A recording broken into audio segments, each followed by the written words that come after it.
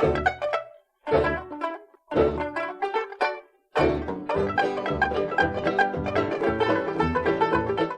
you and welcome back to Scandinavian Design 101. I'm Sanna. I'm Andreas and we're two Swedes and we love design. Yeah. And recently we dedicated a whole video to coffee tables. Yeah. After the realization that we generally spend way too much time talking about chairs and sofas, forgetting other type of furniture. Mm-hmm. However, furniture is obviously so much more than just chairs and tables. And therefore, today, we will talk about another type of furniture found in literally each and every home back in the days. And this video is therefore dedicated to mid-century sideboards. And we selected 10 sideboards that we find intriguing. And they vary in price and style, but all represent mid-century designs once mass-produced in Sweden. As with our previous video on coffee tables, let's begin with a brief history lesson. What precisely is a sideboard, and where does the name originate, and when did these pieces first make their appearance? Mm-hmm. Traditionally, dining tables were simply referred to as boards because they consisted of nothing more than a thick board or plank resting on two sawbucks. Yeah. This design made them easy to disassemble and store after meals, offering a practical space-saving solution. The sideboard in those times was a robust table positioned beside the dining table, serving as a surface for plates and food during meals. Initially, these early sideboards were essentially tables placed against the wall, but they soon evolved into something far more sophisticated. Yeah. And in the late 18th century, sideboards underwent a transformation, becoming ornamented pieces of furniture that reflected the social status of the home. Instead of serving as temporary storage during meals, they evolved into permanent storage for items like plates, linen, and silverware.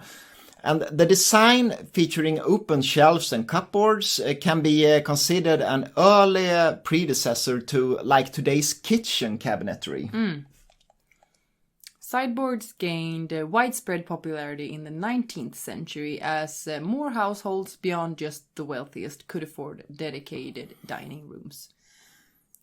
During the 20th century, sideboards were often sold as part of a complete dining room set, which included dining tables and chairs. Aesthetically, they adopted a more simplistic and modern appearance, while keeping their fundamental function. And in recent years, sideboards have found their place in the living rooms, far removed from like dining tables and kitchens.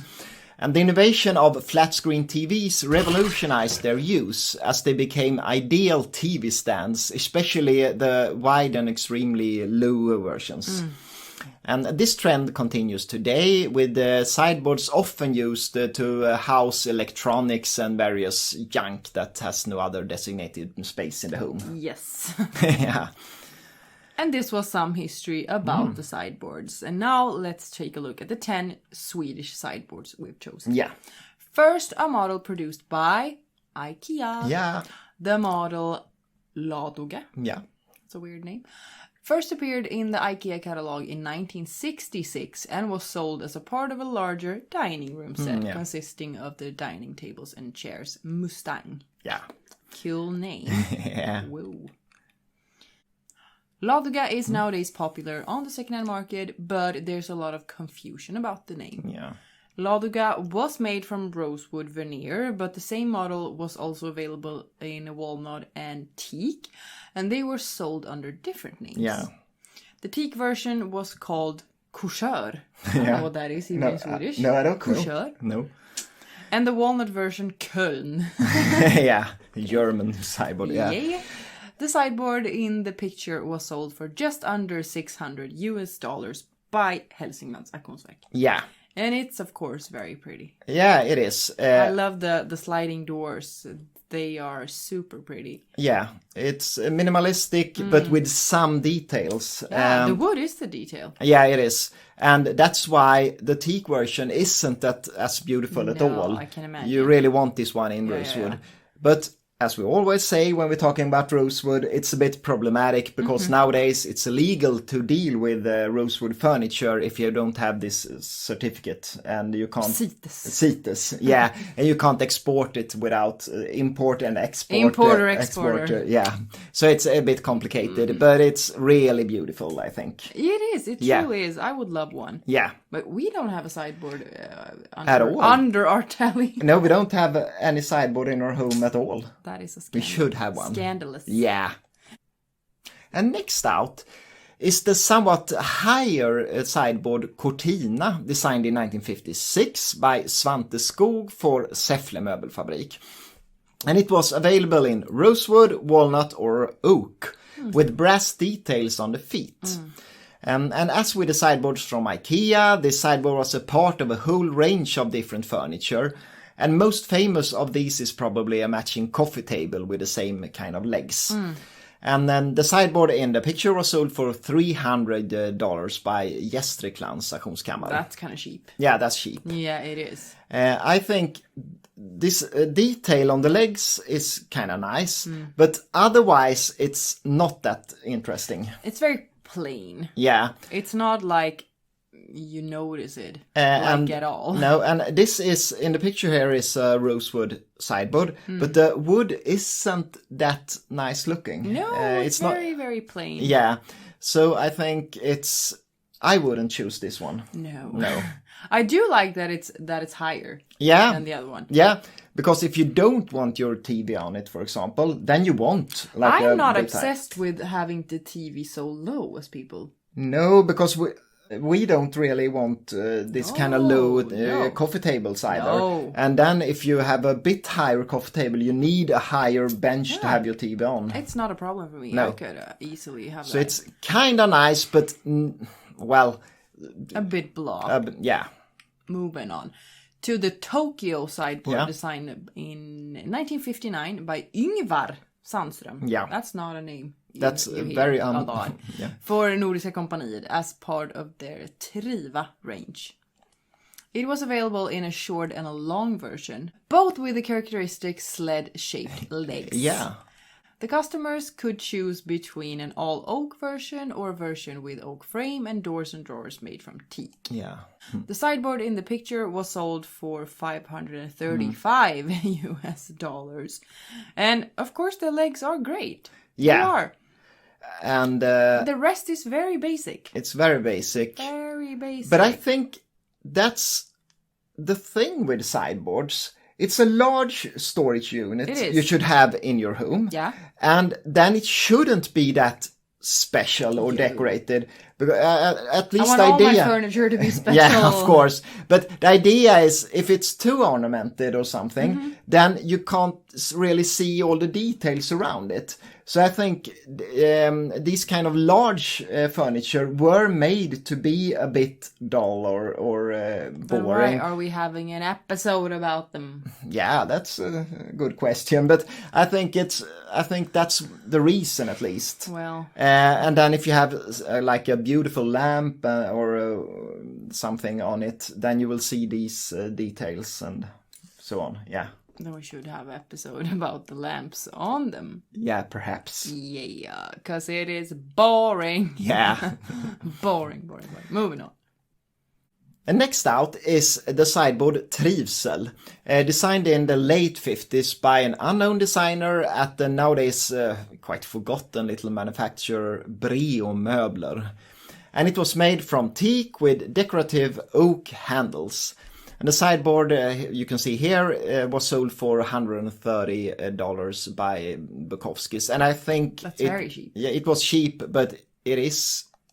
If it hadn't been for these details, it would have been an extremely boring... I think it's more fun than the previous one. Yeah, it is. It is. That's true. And it's cheaper. It's much cheaper. Yeah.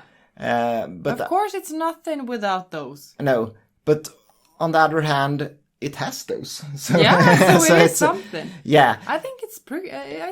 And I think this is also a bit higher than the standard higher, I would say. sideboard. Yeah. So of course it's great use, but they don't excite me. No, not yet, but we will have some left to look at. You think I'll be excited? Yeah, I think so. Okay, so let's move on to the high sideboard called Tove, designed in 1962 by the Danish couple Tove and Edvard Kindt-Larsen. Yeah. For the manufacturer Seffle Möbelfabrik. Yeah. As a previous one. Yeah. It was made from teak or oak and was considerably higher and heavier than most sideboards on the market. The sideboard in the picture was sold for $1,800. And this one, of course, is a bit more exciting. Yeah, I think so but too. I don't really like it. It looks kind of old school and weird. Yeah, it I does. like Perhaps it's a lot of details on it, but I'm Is not it? sure. Yeah, but you have the legs, for example. Then, The legs are not a detail. They're yeah. crucial. Yeah, of course. But it's we have this. They are at least designed in some way, except just like 4 straight legs straight down to the floor. Yeah, but I don't like it. No. I don't like the shape of it. I don't like the look of it. The just 2 large handles. Yeah. No. And it's almost more of a cabinet than a sideboard. It's very, very high. It's very high, and I guess it's True. Yeah. So yeah. It looks different. It's different, all right, but it's not that exciting. No, it's ugly, I think. Okay, I think you it's think ugly. it's ugly. I think it's What do you think it is? different. Different is another word for ugly. Yeah, probably. Crazy person.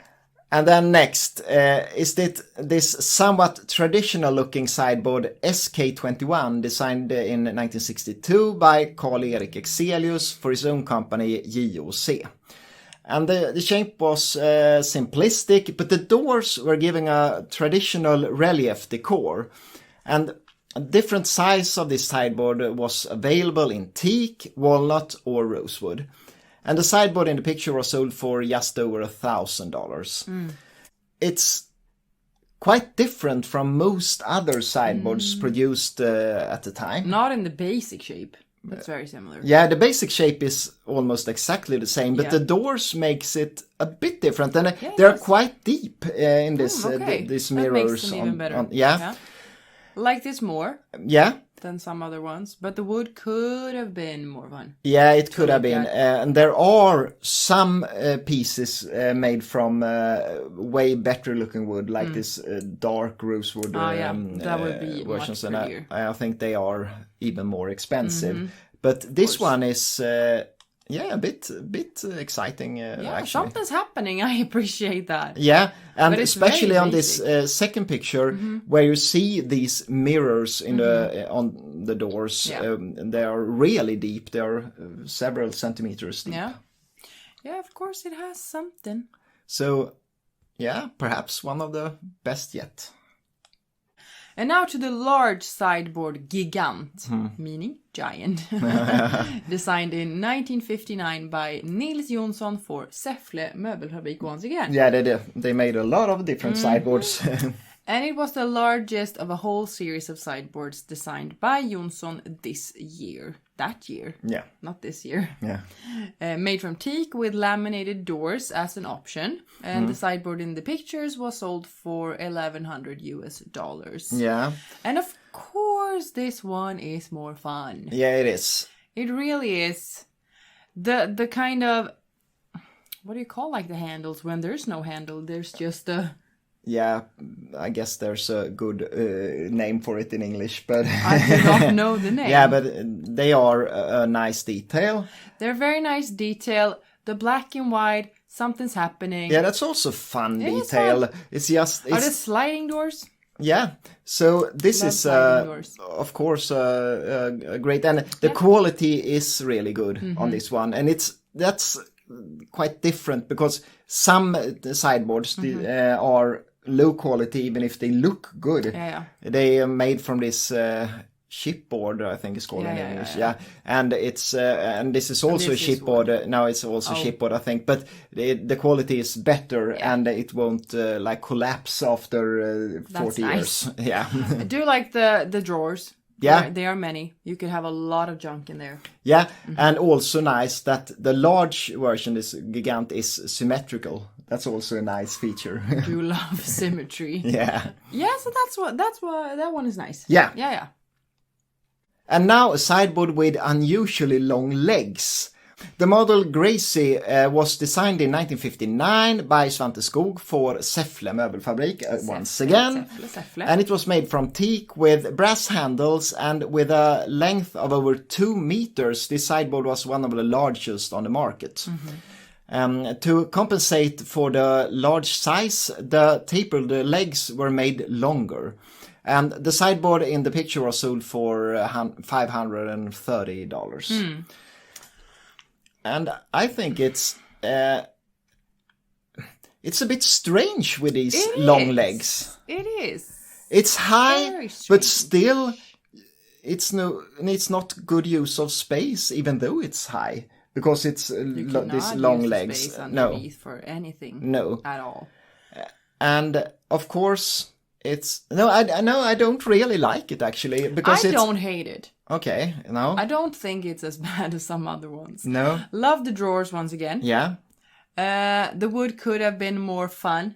Yeah. Maybe I would have painted the doors. Yeah, in some color or something. Then I would really like it, actually. But I just think that the legs looks too weak for this sideboard, and obviously they aren't. It really but they look weak, and it looks like something extremely heavy, hovering or flying over the floor. So it's not graded. No, it's not. But it's not the worst.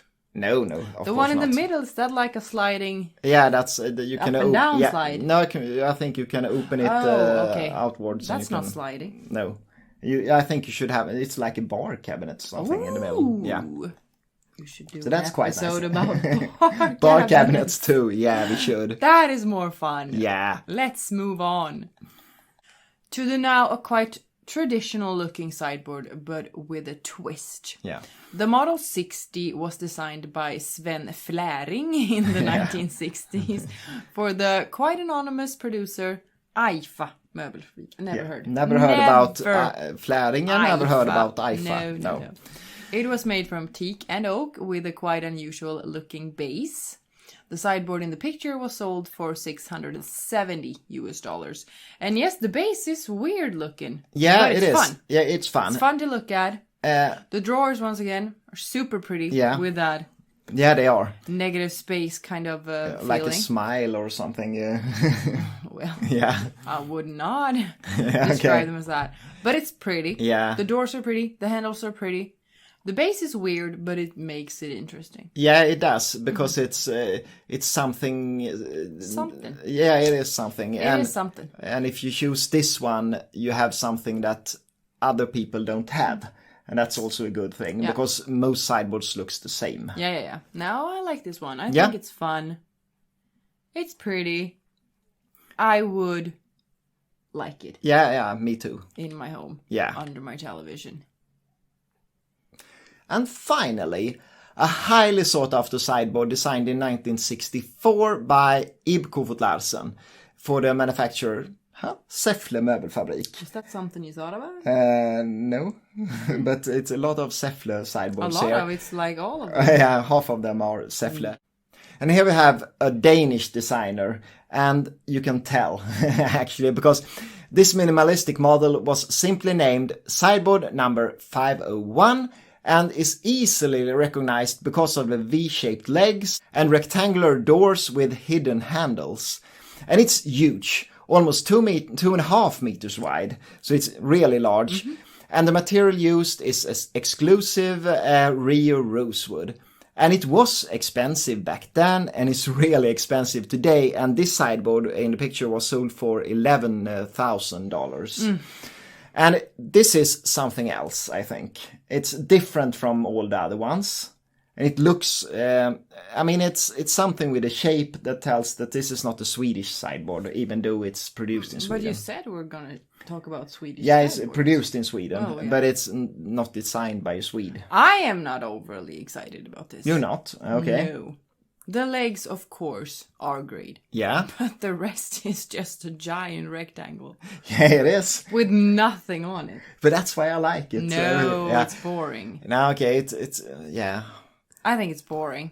And this is, when it comes to this sideboard, it's extremely important that the wood used is really great looking. Of course it is, because the wood is happening. Yeah, the wood is the detail here. I would never pay More than $10,000 for it. $11,000. No. Not in. No. Yeah, well, I'm not sold. Okay, you're not. No. I kind of like it. Yeah. Blah. Yeah. But nevertheless, this was 10 sideboards produced in Sweden. Yeah. Do you have another favorite? Or do Isn't it difficult to have a favorite sideboard? Perhaps it is, because they all look quite the same. Yeah, But- I would say I've learned that they are a boring piece of furniture. That useful, boring piece Very of furniture. useful, Yeah, but very boring. that's a So, great way of explaining what Yep. the sideboard is. Hope you were somehow. I hope you could enjoy this video, even though it was kind of boring furniture. Yeah. Yeah, but thanks for watching. Thank you so much for watching.